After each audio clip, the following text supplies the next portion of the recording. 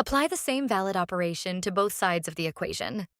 We will solve linear equations and inequalities in one variable, including equations with coefficients represented by letters.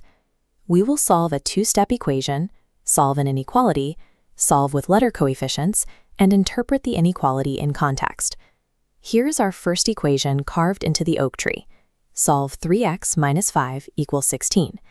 We start by adding 5 to both sides to get 3x equals 21. Next, we divide both sides by 3. The solution is x equals 7. Moving to the wooden bridge planks, we have an inequality. Solve 4x plus 1 greater than 13. We follow the same structural logic, starting by subtracting 1 from both sides to get 4x greater than 12. Then we divide both sides by 4. The solution is x greater than 3. This inequality represents a boundary, requiring us to check all values greater than 3 along the path, rather than just a single point. On this flat stone, the coefficients are represented by letters. Assume a is not 0. Solve ax plus b equals c for x. Notice how the layout of these letters directly mirrors the structure of our two-step equation from the oak tree. The operations remain exactly the same.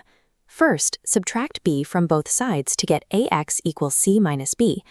Next, we isolate the variable by dividing both sides by a.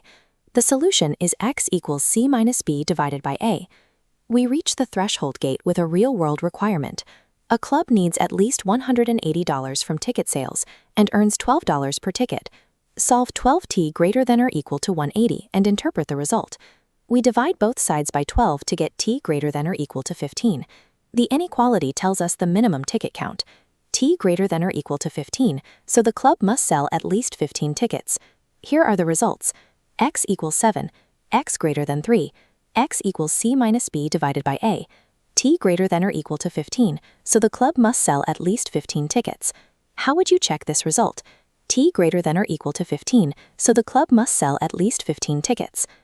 Subtract 5 and divide by 3 to get x equals 7.